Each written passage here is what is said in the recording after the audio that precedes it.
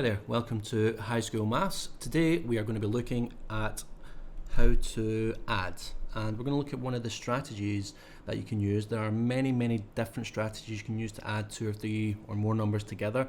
This is just one of the most common and one you'll see a lot in high school. Let's have a look at question A and how we set this out. Now, I would just stick to writing them out in the order they come. Some people like to put them in order from highest to lowest. It doesn't really matter when you're adding.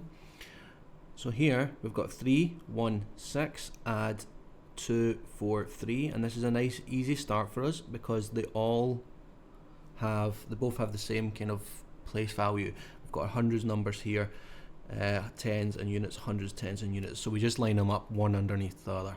Here we've got our units or ones column at the end, and this is, we start at the right hand side. 6 add 3 is 9, and you just move along into the higher place value after we've done the calculation. 1 add 4 is 5, and 3 add 2 is 5. So we get 559 as our answer for that question.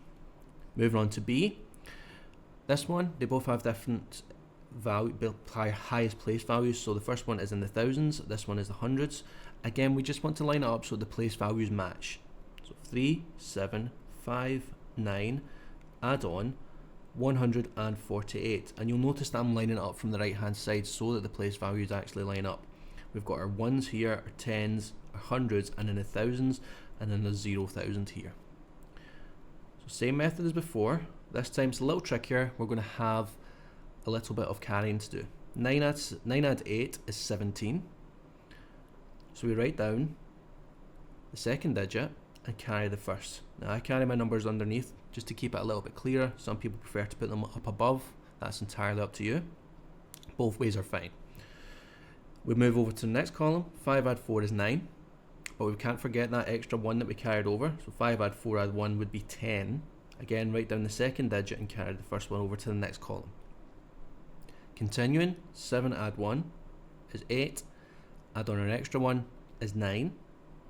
And in the last column, we get 3 add 0 in the blank space, so that's just 3. So 3907.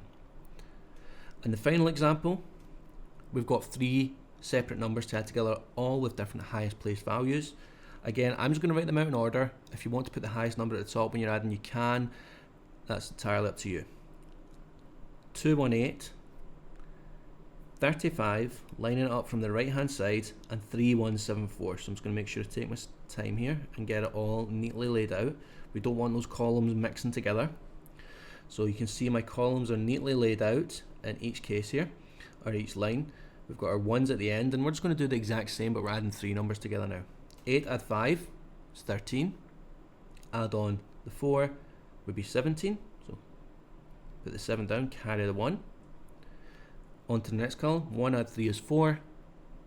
Add on 7 is 11. Add on 1 is 12. Put the 2 down, carry the 1. 2 add 1 is 3. Add on the 1 is 4. And in the last column, we've just got the zeros and the 3, or the blanks, then the 3, which gives us 3. So 3,427.